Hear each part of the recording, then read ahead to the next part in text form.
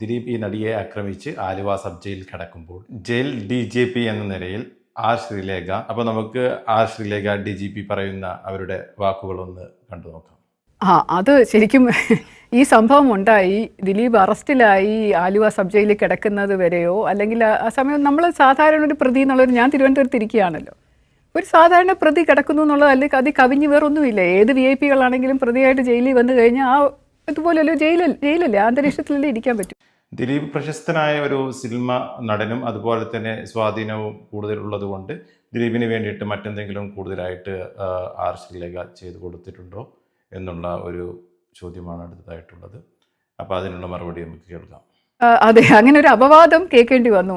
ഞാൻ കോഴിക്കോട് പോയപ്പോൾ, കോഴിക്കോട് ഒരു പരിപാടിക്ക് പങ്കെടുത്തുകൊണ്ടിരുന്നത്, കോഴിക്കോട് ജയിലിലാണ്. അപ്പോൾ ഇങ്ങനെ പത്രക്കാരും എല്ലാവരും കൂടെ വന്ന് എന്നോട് ചോദിച്ചു. അപ്പോൾ ഞാൻ പറഞ്ഞു അങ്ങനെ സംവിധാനം കൊടുത്തിട്ടില്ല എന്നാണ് എൻ്റെ അറിവ്.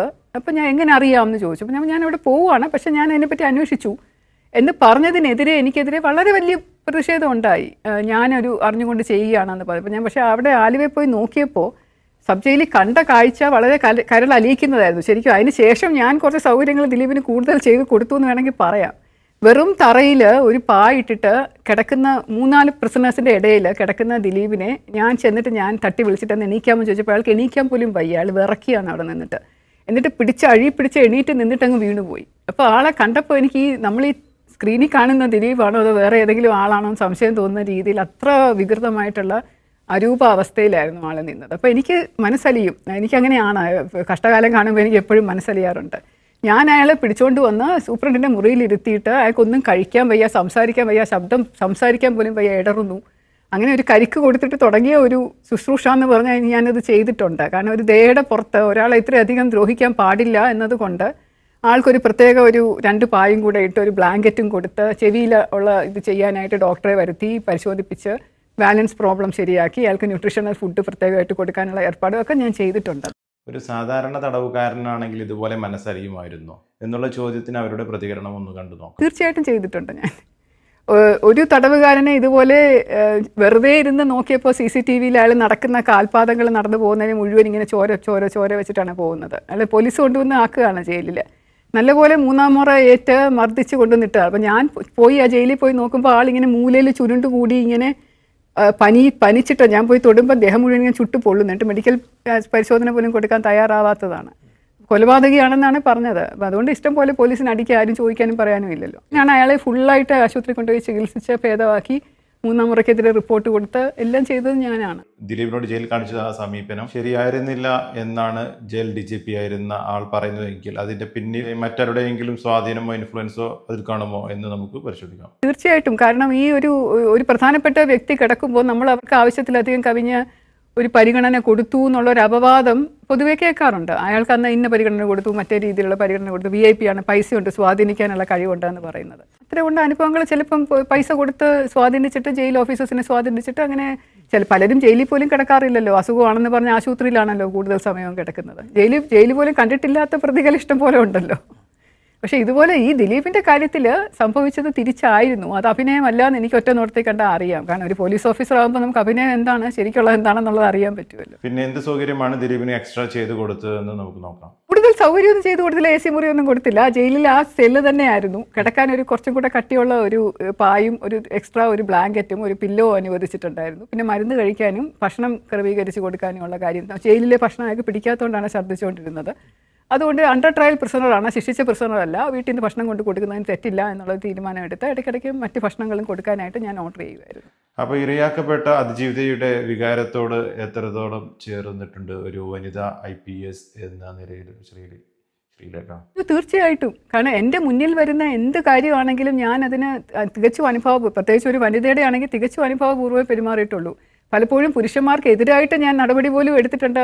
പെൺകുട്ടികളുടെ സ്ത്രീകളുടെ പരാതി കേട്ടിട്ട് അന്യായമായി കുറേ പേർക്കെതിരെ നടപടി പോലും ഞാൻ എടുത്തിട്ടുള്ളതാണ്. പക്ഷേ എൻ്റെ മുന്നിൽ ഈ ആക്രമിക്കപ്പെട്ട നടി വന്നിട്ടില്ല. ആക്രമിക്കപ്പെട്ട നടിയെ പറ്റിയിട്ട് എനിക്ക് കഥ മാത്രമേ അറിയാവൂ. പത്രമാധ്യമങ്ങളിലൂടെ കിട്ടുന്ന കഥകൾ മാത്രമേ ഉള്ളൂ എനിക്ക്. പക്ഷേ അതിനകത്ത് എനിക്ക് പൂർണ്ണമായി പിന്തുണയുണ്ട്. തീർച്ചയായിട്ടും ആ കുട്ടിക്ക് ഇങ്ങനെ ഒരു പ്രോബ്ലം ഉണ്ടായിട്ടുണ്ടെങ്കിൽ അത് വളരെ കഷ്ടമാണ്. തീർച്ചയായിട്ടും നടപടി എടുക്കണം. പോലീസ് കേസെടുത്ത് ചെയ്തിട്ടുള്ളവരെ ശിക്ഷിക്കുക തന്നെ വേണം. പക്ഷെ ഇതിനകത്ത് ഒരു ആരെ അറസ്റ്റ് ചെയ്ത് കൊണ്ടുവന്നാലും ഒരു മനുഷ്യാവകാശം എന്നുള്ളൊരു പരിഗണന കൊടുക്കേണ്ട കാര്യമില്ലേ? അല്ല, സ്ത്രീകളുടെ അനുഭവം കൂടി ഈ പുരുഷ വിരോധം തന്നെ ഉണ്ടായോ? അതെല്ലാം നേരത്തെ പഠിച്ചുകൊണ്ടിരിക്കുന്ന സമയത്ത് അല്പം പുരുഷ വിരോധിയായിരുന്നല്ലോ. അതെനിക്ക് തോന്നുന്നു അമ്മ എന്നെ വളർത്തിയ ഒരു രീതിയായിരുന്നു. അമ്മയ്ക്ക് 3 പെൺമക്കളുടെ 3ാമത്തെ പെണ്ണാണല്ലോ ഞാൻ, 2 ചേച്ചിമാരല്ലേ. അപ്പോൾ വളരെ പേടിച്ചാണ്.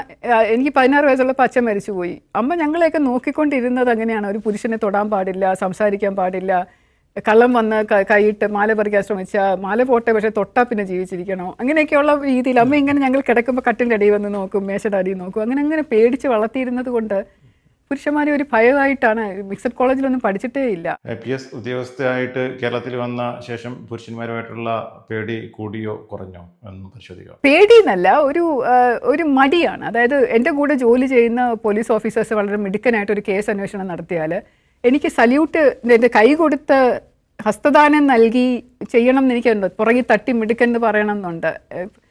സീനിയർ ഓഫീസേഴ്സൊക്കെ വരുമ്പോഴും എനിക്ക് കൈ നീട്ടി സാർ സല്യൂട്ട് ചെയ്യില്ല, എല്ലാവരും ഹാൻഡ് ഷേക്ക് ചെയ്തിട്ട് പോകുമ്പോൾ ചെയ്യണമെന്നുണ്ട്. നമ്മൾ അറിയാതെ ഇങ്ങനെ ആയിപ്പോവും. കാരണം തൊടുന്നത് ഈ കാലത്ത് അത്രയും ഒരു ഡിസ്ക്രിമിനേഷൻ്റെ ആവശ്യമുണ്ടോ? ഞാൻ പണ്ട് MG Soman college union general secretary ആയിരുന്നു ഞാൻ വിമൻസ് കോളേജിൽ. അപ്പോൾ MG സോമൻ ഒരു VIP ആയിട്ട് വന്നപ്പോഴും അദ്ദേഹം എൻ്റെ അടുത്തിരിക്കുമ്പോൾ എനിക്ക് പേടിയാണ്. ഞാനിങ്ങനെ കസേര മാറ്റിയിട്ട് ഞങ്ങൾ വലിയ വിടവാണ് ഫോട്ടോസിലൊക്കെ. പിന്നീട് ഞാൻ അദ്ദേഹത്തോട് പറഞ്ഞിട്ടുണ്ട്, പത്തനംതിട്ട SP ആയിരുന്നപ്പം MG സോമൻ അദ്ദേഹത്തെ കണ്ട് ഞങ്ങളൊരു ഫാമിലി ഫ്രണ്ട് ആയതാണ്. അപ്പോഴും പറയും, എന്തോന്നാ ഇത് കുട്ടി, ഞാൻ ശ്രദ്ധിച്ചിരുന്നു അന്ന് കുട്ടി ഇങ്ങനെ കസേര വലിച്ചുകൊണ്ട് പോണേ എന്നൊക്കെ പറയുമായിരുന്നു. പാവം. എനിക്ക് വളർത്തിയതിൻ്റെ ആയിരിക്കും അങ്ങനെ ഒരു സങ്കോചം മനസ്സിലെപ്പോഴും. പുരുഷന്മാർ ഒരു വിരോധം എന്ന് പറയാൻ പറ്റില്ല, പക്ഷേ ഒരു police officer, uniformed police officer ഞാൻ ഒരുപാട് കള്ളന്മാരെ എൻ്റെ ഈ കൈകൊണ്ട് തന്നെ അടിച്ചിട്ടുണ്ട്. അപ്പോൾ അതിലൊന്നും എനിക്കൊരു ബുദ്ധിമുട്ടുണ്ടായിട്ടില്ല, അടിക്കാനൊന്നും എനിക്ക് തോന്നിയിട്ടില്ല. പബ്ലിക്കായിട്ട് തന്നെ ഞാൻ 2 അടിയൊക്കെ കൊടുത്തിട്ടുണ്ട് 2 പേർക്ക്. എന്തിൻ്റെ ബേസിലായിരുന്നു അങ്ങനെ ചെയ്യുന്നത്? നിയമപരമായിട്ടാണോ അതോ മറ്റെന്തെങ്കിലും ആണോ എന്ന് നമുക്കൊന്ന് കണ്ടു നോക്കാം. അല്ല, അത് ന്യായമാണ്. നിയമവും ന്യായവും തമ്മിൽ വലിയ വിടവുണ്ടെന്ന് പലപ്പോഴും എനിക്ക് തോന്നിയിട്ടുണ്ട്. നിയമം അനുസരിച്ച് അങ്ങനെ ചെയ്യാൻ പാടില്ല. ഞാൻ ചെയ്ത് തെറ്റാണ്, എനിക്കെതിരെ കേസ് വരാം. പക്ഷെ പൊതുവായിട്ട് ഒരു സ്ത്രീയെ അടിച്ചുകൊണ്ടിരിക്കുന്ന, കുട്ടി കൈ വെച്ചുകൊണ്ടിരിക്കുന്ന ഒരു സ്ത്രീയെ അടിച്ചുകൊണ്ടിരിക്കുന്ന ഒരു കള്ളുകുടിയൻ ഭർത്താവിനെ ചുറ്റും നിന്ന് ആൾക്കാർ ഇങ്ങനെ പ്രോത്സാഹിപ്പിച്ചുകൊണ്ടിരിക്കുമ്പോൾ ഇതല്ല നിങ്ങൾ ചെയ്യേണ്ടത് ഇതാണ് എന്ന് പറഞ്ഞ് ഞാൻ കാണിച്ചു കൊടുക്കുക ചെയ്തത്. ആ ഒരു എക്സാമ്പിൾ എന്നെ കൊണ്ട് ചെയ്യാൻ പറ്റില്ലെങ്കിൽ ഞാൻ യൂണിഫോം ഇട്ടുകൊണ്ടിരുന്നിട്ട് എന്താ കാര്യം?